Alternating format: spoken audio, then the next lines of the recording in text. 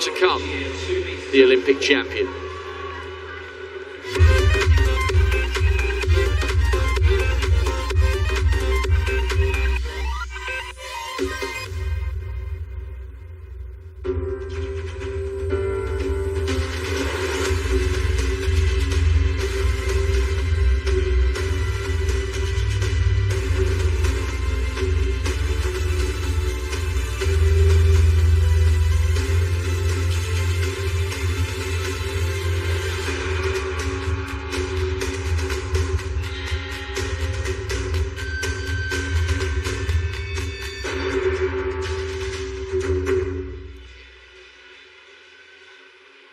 Norwegian flags are flying high, and with very good reason.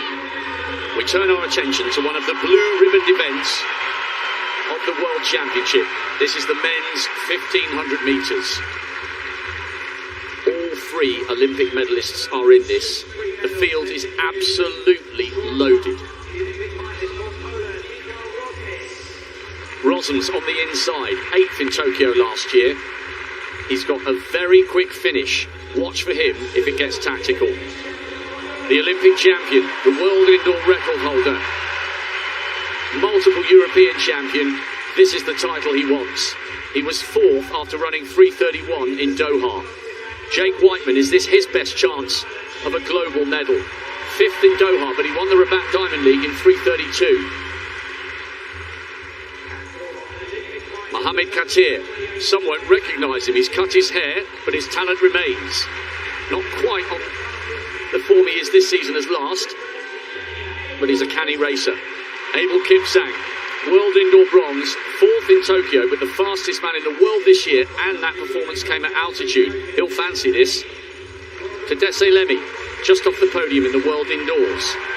Then to Stuart McSwain, he's done brilliantly to make the final. He's coming back from COVID. Watch for him front running if it's slow at the beginning. Joshua Thompson, national indoor champion, done brilliantly to get to this final. Ignacio Fontes, European under-23 champion a few years ago, and now to Josh Kerr, a PB for bronze in Tokyo, and he looked really, really good in the heats and the semis. Pin sharp, 3rd fastest in history over the mile indoors. Mario Garcia, European under-23 silver last year, and on the outside, the defending champion. Silver in London 2 years before that, and silver behind Ingebrigtsen last year. He hasn't had a perfect season, Chariot, and he had in Doha when he won the title. All three Olympic medalists are in this race, and the champion from Tokyo wants this world title desperately. A big roar as the men's 1500 metre starts. Ingebrigtsen usually goes right to the back. He's 2nd from the back because Katir, an equally astute tactical racer, is behind him. Stewie McSwain is running in lane 3. He often tries to front run, but he can't get to the front. Wightman's in 3rd, Chariot trying to come round, and so too is McSwain.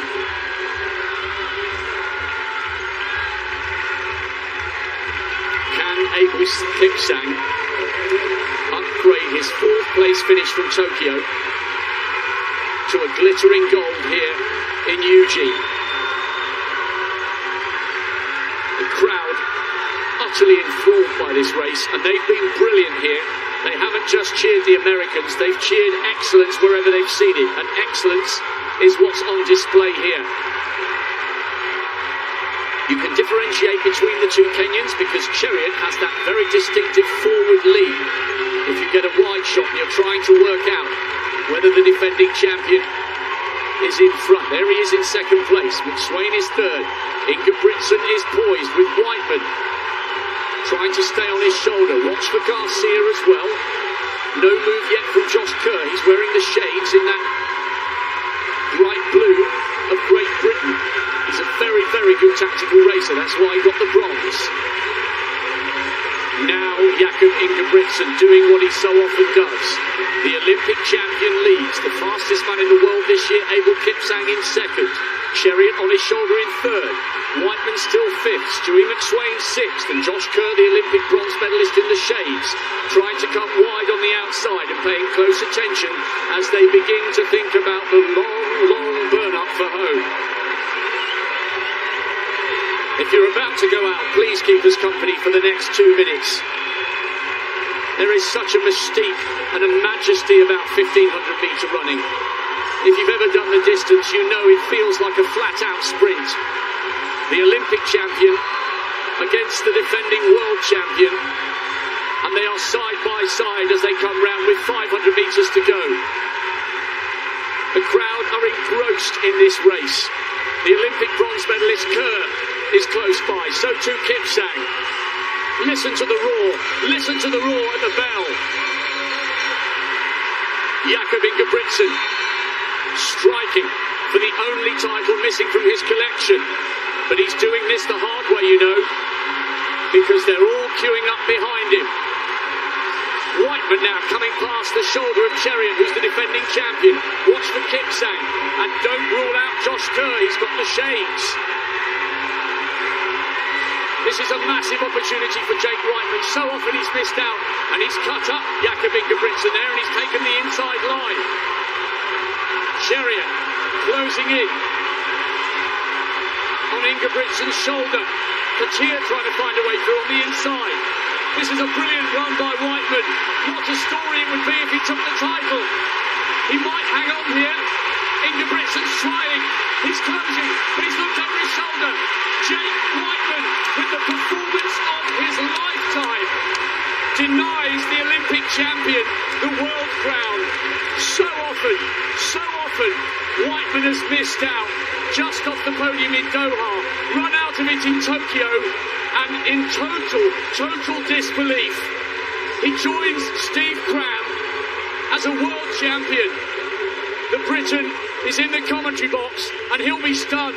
Wightman's dad is on the PA duties, and he's stopped talking. He so richly deserves this, Wightman.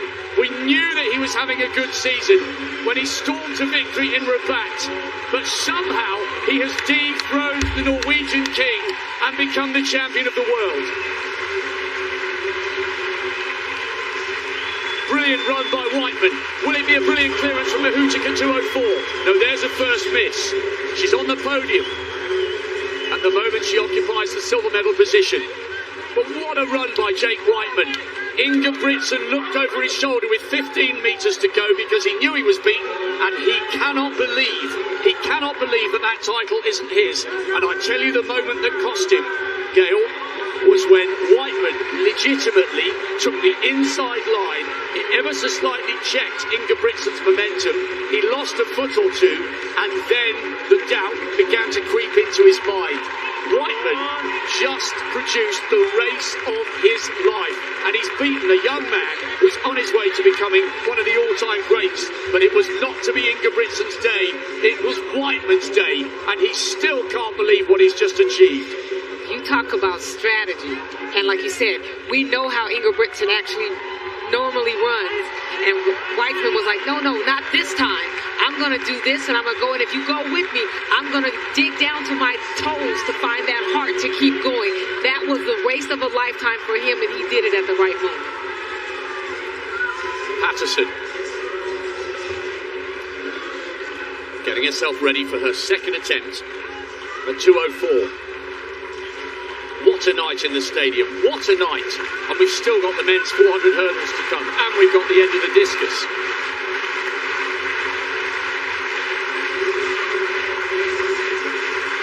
It builds so beautifully in track and field because wherever you look, there's drama to be had. Is there another chapter here from Patterson? No, long way off. But, just a reminder, Valotigana has bowed out with the bronze. Mahutic's got the silver, and I hope soon that Wightman gets a chance to embrace his dad, who's up in the PA stand. It was absolutely sensational. So often from that position, Ingebrigtsen burns everyone up. He did that in Tokyo last year, but he couldn't do it tonight. 3:29.23. Jake Wightman has denied Jakob Ingebrigtsen the title he so desperately craves, and he's done it with a monumental performance of belief and heart.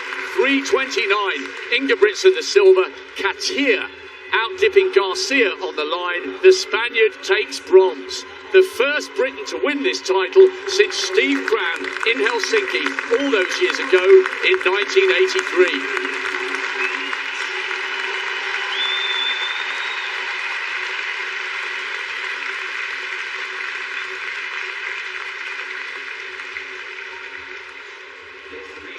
Right, as if it can't get any better. Norway were expecting 2 goals tonight. They've got a silver in the men's 1500. This is Warholm. He is bidding to become the first man in history to win 3 world titles over the 400 hurdles. But he had a season's best